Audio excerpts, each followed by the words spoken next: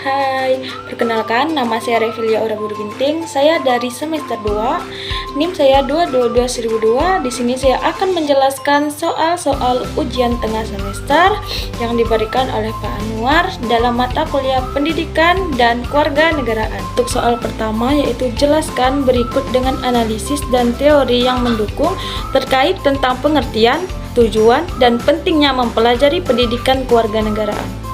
Menurut jawaban saya, pengertian pendidikan kewarganegaraan atau PPKN secara umum merupakan bentuk pendidik yang mengingatkan akan pentingnya nilai-nilai hak dan kewajiban warga negara supaya mereka menjadi warga negara yang berpikir tajam dalam hidup bermasyarakat dan bernegara.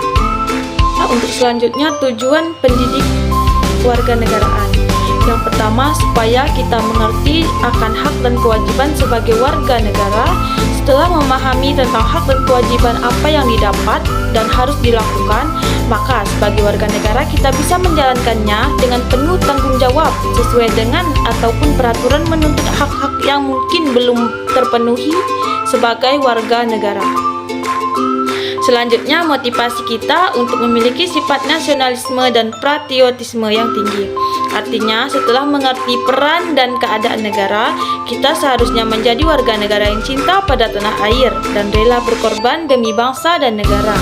Kita jadikan pembela pendidik kewarganegaraan sebagai pedoman kita dalam berpikir.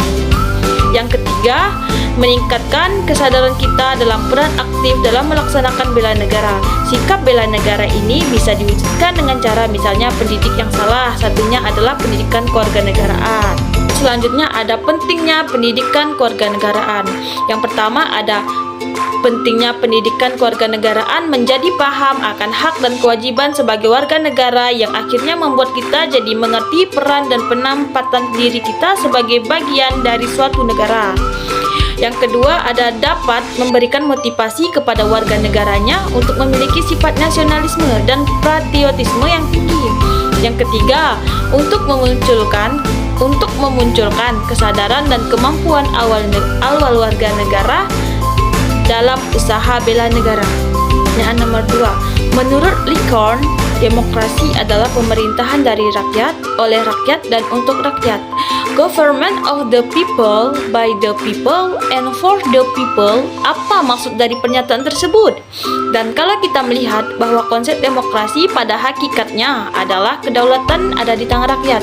Namun, dalam prakteknya, sistem demokrasi kita kurang berjalan dengan baik.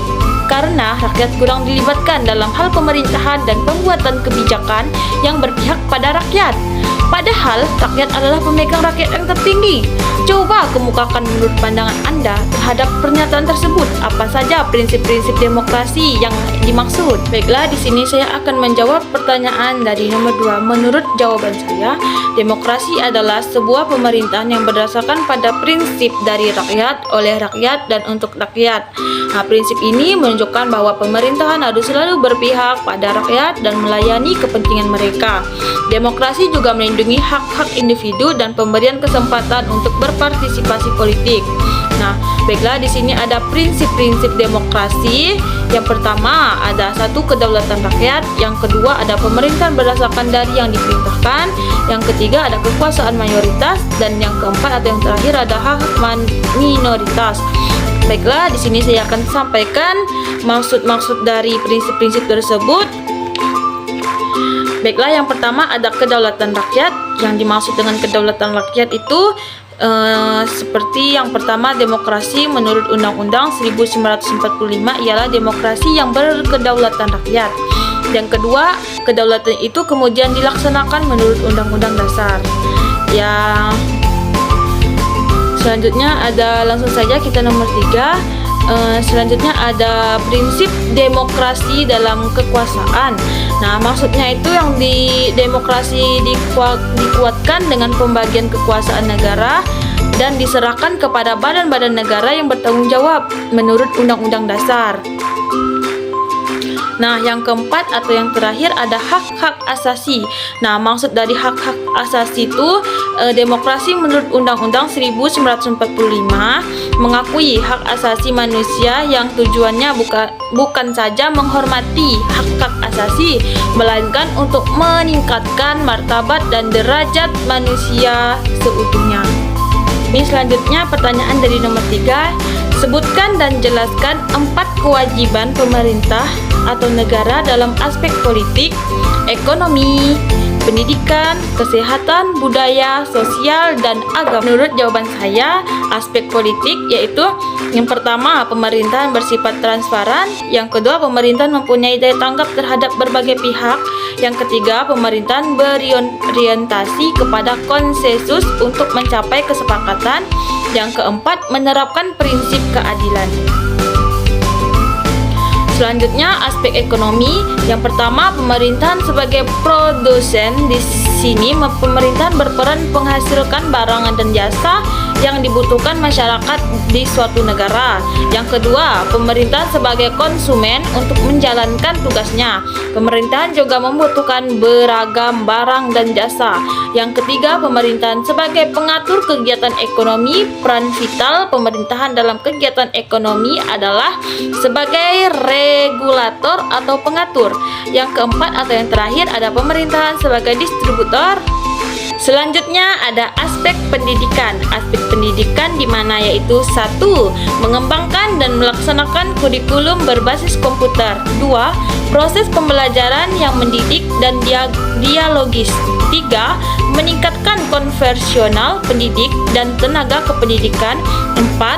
Evaluasi, akreditasi, dan sertifikat pendidik yang memberdayakan. Selanjutnya aspek kesehatan. Aspek kesehatan yang pertama merencanakan, yang kedua mengatur, yang ketiga menyelenggarakan, dan yang keempat ada mengawasi penyelenggaraan upaya kesehatan yang merata dan terjangkau oleh masyarakat. Selanjutnya ada aspek budaya, di mana aspek budaya ini yang pertama 1. Membebaskan, melindungi, dan mengembangkan hasil budaya. 2. Meningkatkan taraf kehidupan dengan terpenuhnya kebutuhan dasar. Yang ketiga, jaminan sebagai masyarakat atau individu yang memiliki martabat.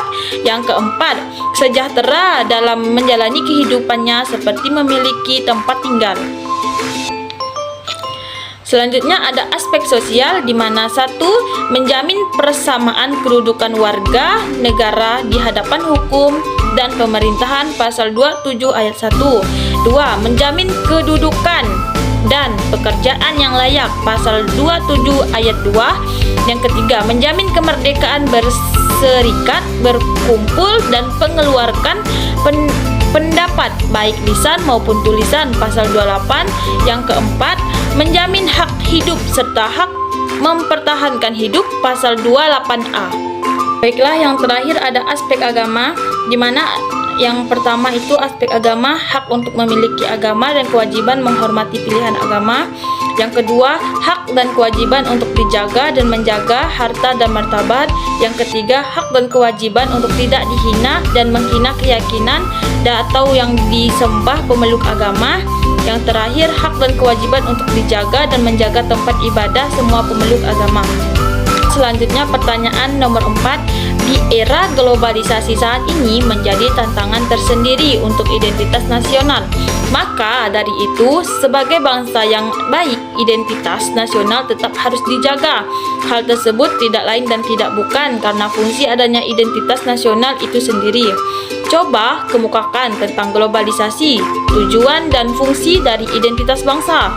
Menurut saya, tantangan globalisasi terhadap identitas bangsa di era globalisasi saat ini yang pertama yaitu lunturnya nilai-nilai luhur dalam kehidupan berbangsa dan bernegara. Yang kedua, nilai-nilai yang terkandung dalam Pancasila belum sempurna digunakan sebagai acuan sikap dalam kehidupan sehari-hari. Yang ketiga, memudarnya rasa nasionalisme dan patriotisme. Yang keempat, hedonisme. Yang terakhir atau yang kelima, memudarnya sikap gotong royong. Identitas bangsa memiliki fungsi dan tujuan. Yang pertama, menunjukkan keberadaan dan eksistensi bangsa Indonesia. Yang kedua, menjadi penciri yang mudah dikenal dan membedakan dalam pergaulan antara bangsa atau hubungan internasional. Yang ketiga, melindungi jati diri bangsa dan negara Indonesia seiring adanya tantangan globalisasi. Yang keempat, memberikan jawaban yang memuaskan atas rasa takut kehilangan identitas melalui identifikasi terhadap bangsa. Yang kelima atau yang terakhir, menawarkan pembaharuan pribadi dan martabat bagi individu dengan menjadi bagian dari suatu negara. Baiklah, selanjutnya saya akan menjawab pertanyaan yang terakhir atau pertanyaan nomor 5, di mana pertanyaan itu, jelaskan konsep, tujuan, dan pentingnya mempelajari wawasan Nusantara.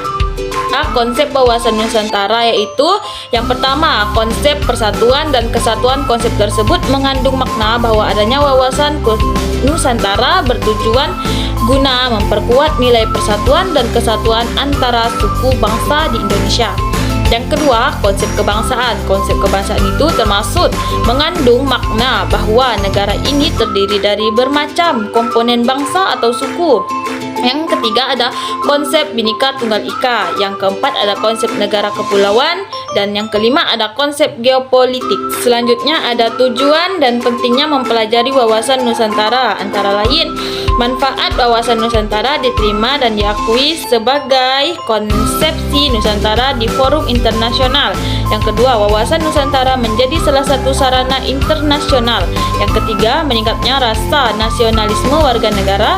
Yang keempat, meningkatnya sikap patriotisme dan membela tanah air segenap jiwa raga. Yang kelima atau yang terakhir ada wawasan Nusantara menghasilkan cara pandang tentang keutuhan wilayah Nusantara yang perlu dipertahankan oleh bangsa Indonesia.